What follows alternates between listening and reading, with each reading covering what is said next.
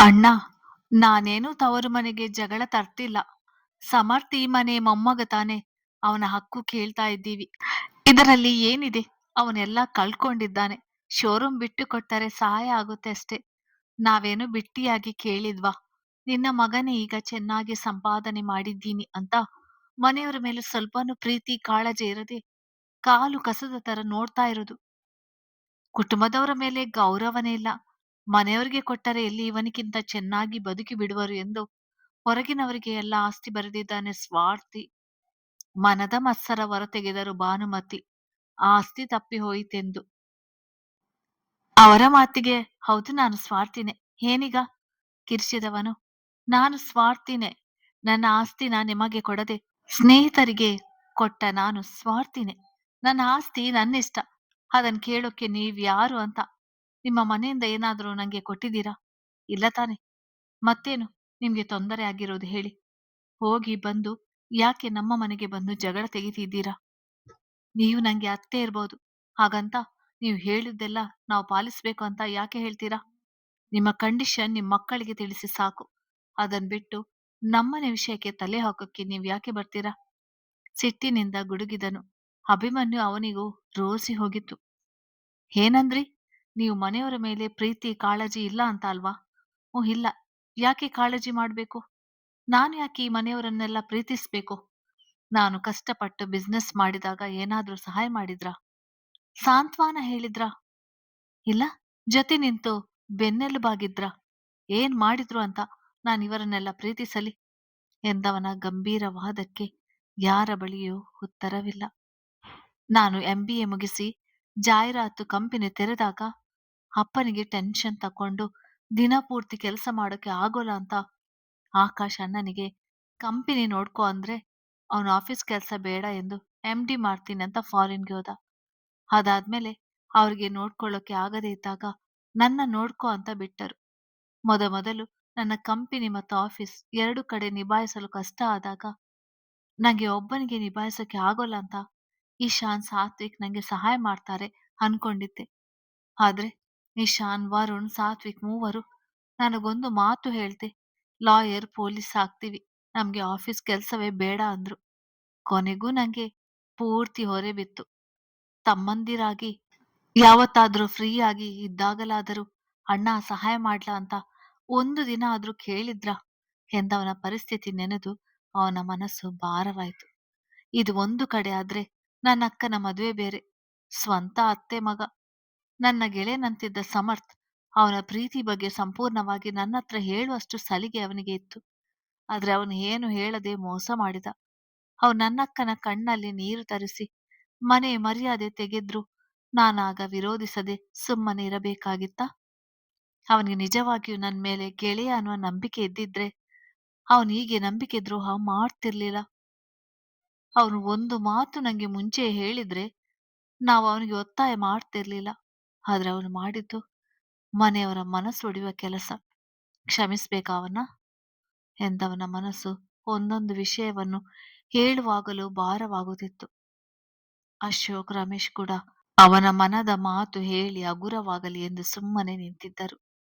ಇದೆಲ್ಲ ನಡೆದು ಮನೆಯಲ್ಲಿ ಎಲ್ಲರೂ ಊಟ ನಿದ್ದೆ ಬಿಟ್ಟು ಕೊರಗುವುದು ನೋಡಿ ನಾನು ಒಬ್ಬನೇ ಏನ್ ಮಾಡ್ಬೇಕಾಗಿತ್ತು? ಇವರೆಲ್ಲ ತಮ್ಮ ಪಾಡಿಗೆ ಓದ್ಬೇಕು, ಸಮಯ ಇಲ್ಲ ಅಂತ ಮನೆ ಬಿಟ್ಟು ಹೊರಗುಳಿದರು. ಇತ್ತ ಆಫೀಸ್ ಕೆಲ್ಸ, ಮನೆ ಜವಾಬ್ದಾರಿ, ಜೊತೆಗೆ ಕಲ್ಯಾಣಿ ಅತ್ತೆ ಬೇರೆ ಊರು ಬಿಟ್ಟು ಹೋಗೋಕೆ ನಾನೇ ಕಾರಣ ಅಂತ ಅಜ್ಜಿ ದಿನಾ ನಿಂದನೆ ಮಾಡೋರು. ಆಗ ನೀವೆಲ್ಲಿ ಹೋಗಿದ್ರಿ? ಅತ್ತೆ ನಮ್ಮ ನೆಮ್ಮದಿ ಕಿತ್ಕೊಂಡು ಆಯಾಗಿ ಮನೆಯಲ್ಲಿ ಖುಷಿ ಅನುಭವಿಸ್ತಿದ್ರಿ ತಾನೆ?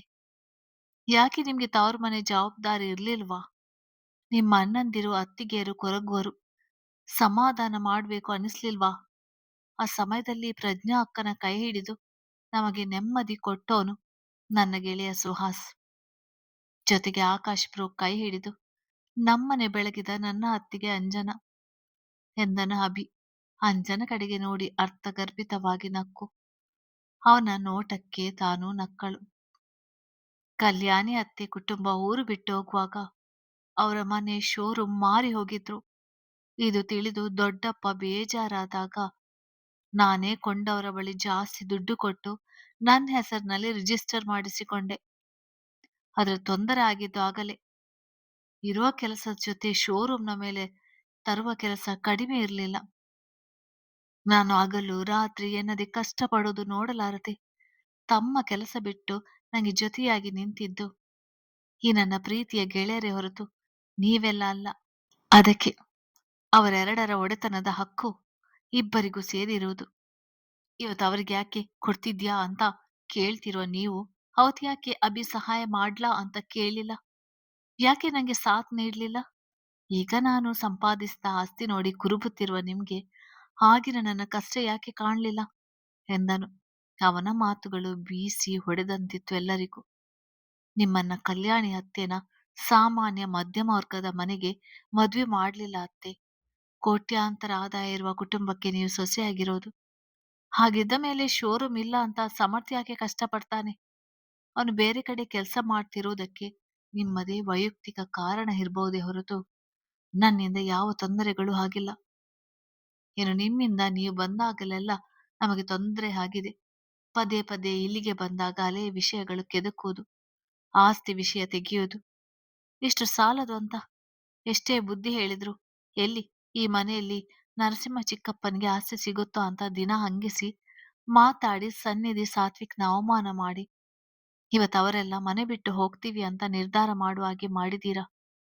ಇನ್ನೇನು ಬಯಸ್ಬೇಕು ನಿಮ್ಮಿಂದ ನಾವು ಹೇಳಿ ಎಂದನು ಭಾನುಮತಿಯಡಿ ವ್ಯಂಗ್ಯವಾಗಿ ನಕ್ಕು. ಇನ್ನಿವರು ಎಸಿಪಿ ಸಾತ್ವಿಕ್ ಚಿಕ್ಕ ಹುಡುಗನಿಂದ ನನ್ನ ಪ್ರೀತಿಯ ತಮ್ಮ ಆಗಿದ್ದವನು. ನರಸಿಂಹ ಚಿಕ್ಕಪ್ಪ ಪೊಲೀಸ್ ಕೆಲಸಕ್ಕೆ ಒಪ್ಪಿಗೆ ಕೊಡದೇ ಇದ್ದಾಗ ನನ್ನ ಹಿಂದೆ ಮುಂದೆ ಅಲೆದು ಓಲೈಸಿ ಒಪ್ಪಿಸಿದ. ಏನೇ ವಿಷಯ ಇದ್ದರೂ ನನ್ನ ಕೇಳದೆ ಮುಂದುವರಿಯುತ್ತಿರಲಿಲ್ಲ.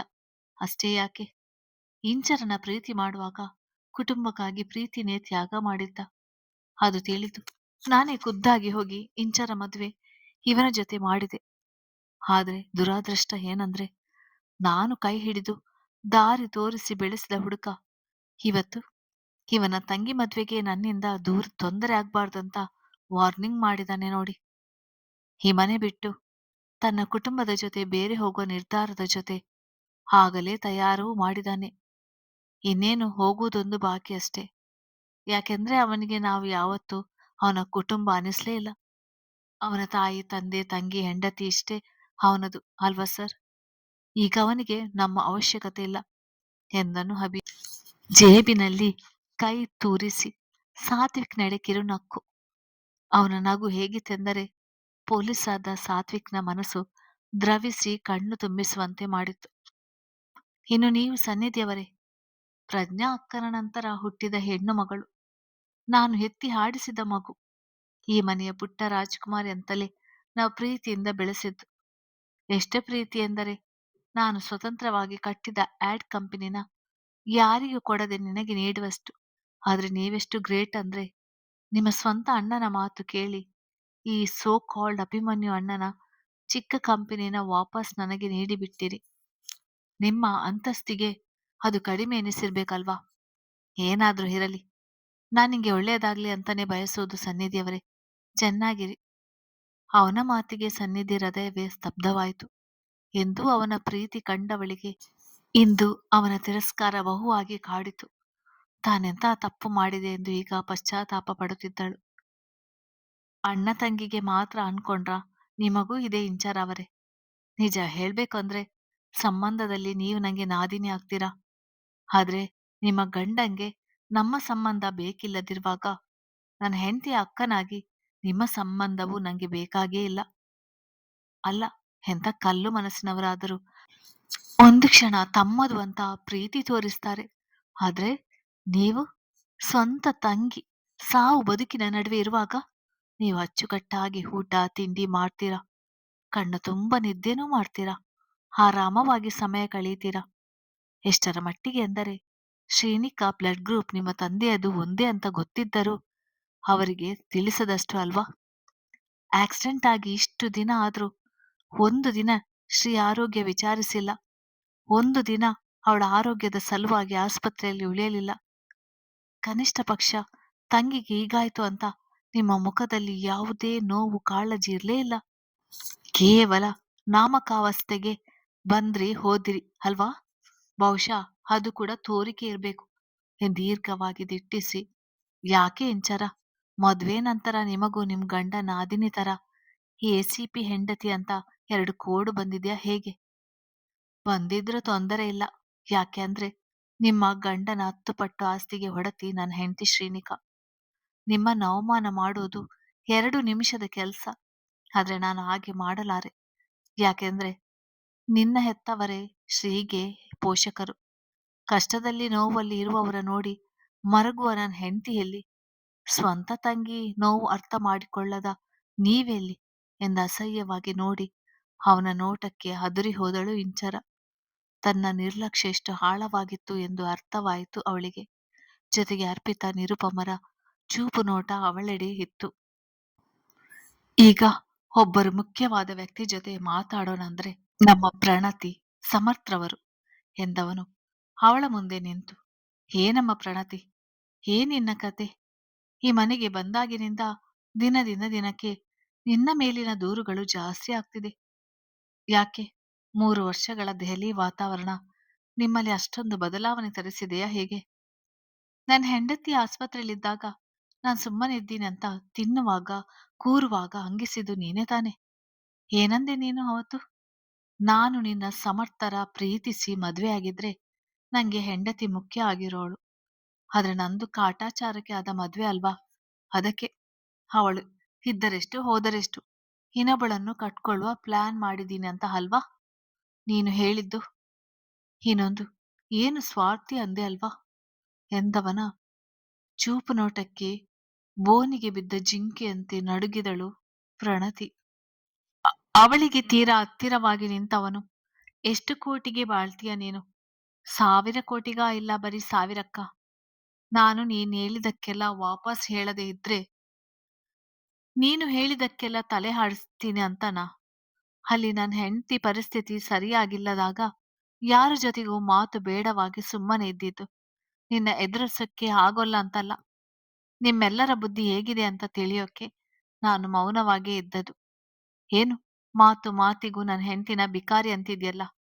ಅವಳೇನು ನಿನ್ನ ತರ ಊಸರವಳ್ಳಿ ಅನ್ಕೊಂಡಿದ್ಯಾ ಹೇಗೆ?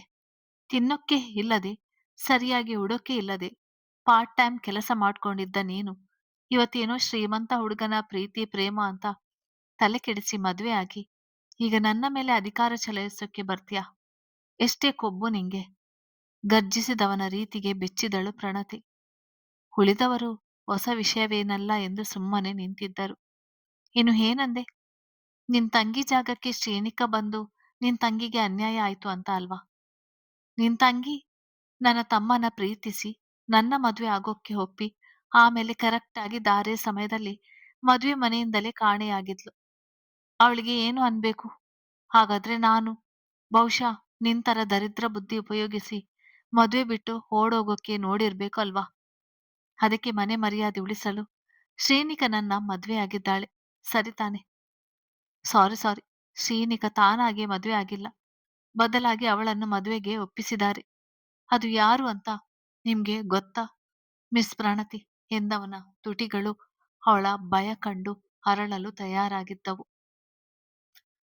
ಅಭಿಯ ಮಾತಿಗೆ ಗಾಬರಿಯಾದ ನಿರುಪಮ, ಅಭಿ, ಏನೋ ಹೇಳ್ತಿದ್ಯಾ? ನಿಜ ಏನೋ? ಇದೆಲ್ಲ ಹೇಗೆ ಸಾಧ್ಯ ನಿಂಗೆ? ಇದೆಲ್ಲ ಹೇಗೆ ಗೊತ್ತಾಯ್ತು? ಸರಿಯಾಗಿ ಹೇಳು ಎಂದವರಿಗೂ ಏನೋ ಆಗಿದೆ ಎಂದು ಅನುಮಾನ. ಭಯ ಪಡ್ಬೇಡಿ ಅಮ್ಮ, ನಂಗೆ ಇದೆಲ್ಲ ನನ್ನ ಮದುವೆಯಾದ 2 ದಿನಕ್ಕೆ ಗೊತ್ತಾಯ್ತಮ್ಮ. ಆದ್ರೆ ಶ್ರೀ ತಾನಾಗೆ ಹೇಳಲಿ ಅಂತ ಸುಮ್ಮನೆ ಇದ್ದೆ ಅಷ್ಟೇ. ಶ್ರೀ ನಿಮ್ಮೆಲ್ಲರಿಗೂ ನನ್ನ ಪ್ರೀತಿಸಿದ್ದೆ. ಅದಕ್ಕೆ ನನ್ನ ಮದುವೆಯಾದೆ ಎಂದು ತಕ್ಷಣ ನಂಬಲು ನಾನು ಮೂರ್ಖ ಅಲ್ಲ. ನಿಜ ಹೇಳ್ಬೇಕಂದ್ರೆ ಶ್ರೀನಿಕ ಮದುವೆ ಮುಂಚೆ ನನ್ನ ಸರಿಯಾಗಿ ನೋಡ್ಲೇ ಇಲ್ಲ. ಇಂಚರ ಸಾತ್ವಿಕ್ ಮದುವೆಯಲ್ಲೂ ಅವಳ ಔಪಚಾರಿಕವಾಗಿ ಕೂಡ ನನ್ ಜೊತೆ ಮಾತಾಡಿಲ್ಲ. ಹಾಗಿದ್ದ ಮೇಲೆ ನನ್ ಮೇಲೆ ಪ್ರೀತಿ ಹೇಗೆ ಸಾಧ್ಯ ಹೇಳಿ? ನಂಗೆ ಮದ್ವೆ ದಿನ ಆಗ್ಲಿ ಮದ್ವೆ ನಂತರ ಕೂಡ ಶ್ರೀನಿಕ ಮುಖದಲ್ಲಿ ಯಾವತ್ತೂ ಪ್ರೀತಿ ಭಾವನೆ ಕಾಣ್ಲೇ ಇಲ್ಲ. ಆದ್ರೆ ಮದ್ವೆ ಸಮಯದಲ್ಲಿ ಇವರ ನಡುವೆ ಏನೋ ನಡೆದಿದೆ. ಅಲ್ಲೇನು ನಡೆಯಿತು ಅಂತ ಶ್ರೀಗೆ ಗೊತ್ತಿದೆ. ಆದ್ರೆ ಅವಳು ಹೇಳುವ ಮನಸ್ಸು ಮಾಡ್ತಿಲ್ಲ. ಅವಳು ಬಾಯಿ ಬಿಟ್ಟ ದಿನ ಅಕ್ಕ ತಂಗಿ ಇಬ್ಬರ ಗ್ರಾಚಾರ ಬಿಡಿಸ್ತೀನಿ ಎಂದನು ತನ್ನ ಮುಖದಲ್ಲಿ ಗಂಭೀರತೆ ಹೊತ್ತು. ಅಂದ್ರೆ ಶ್ರೀನಿಕ ತಾನಾಗೆ ಪ್ಲಾನ್ ಮಾಡಿ ಮದ್ವೆ ಆಗ್ಲಿಲ್ವಾ ಅಭಿ? ಇದರ ಹಿಂದೆ ಬೇರೆಯವರ ಬಲವಂತ ಇದೆ ಅಂತೀಯಾ ಎಂದರು ಅರ್ಪಿತ. ಶ್ರೀ ಅಂದರೆ ವಿಶೇಷ ಅಕ್ಕರೆ ಅವರಿಗೆ. ಅದೇ ಗೊತ್ತಿಲ್ಲ ದೊಡ್ಡಮ್ಮ. ಆದ್ರೆ ಒಂದಂತೂ ನಿಜ. ಶ್ರೀನ ಹೀಗೆ ಮಾಡೋಕೆ ಯಾರೋ ಬಲವಂತ ಮಾಡಿದ್ದಾರೆ ಹೊರತು ಶ್ರೀ ತಾನಾಗಿ ಈ ನಿರ್ಧಾರ ಮಾಡಿಲ್ಲ. ಯಾಕೆಂದ್ರೆ ನನ್ನ ಮದುವೆ ದಿನ ಶ್ರೀ ಒಳಗೊಳಗೆ ಚಡಪಡಿಸುವುದು, ನೋವು ಪಡುವುದು ನಾನೇ ನೋಡಿದ್ದೀನಿ. ಮದುವೆ ನಂತರ ಕೂಡ ಶ್ರೀ ನನ್ನಿಂದ ಅಂತರ ಕಾಯ್ದುಕೊಂಡೇ ಇರೋಳು.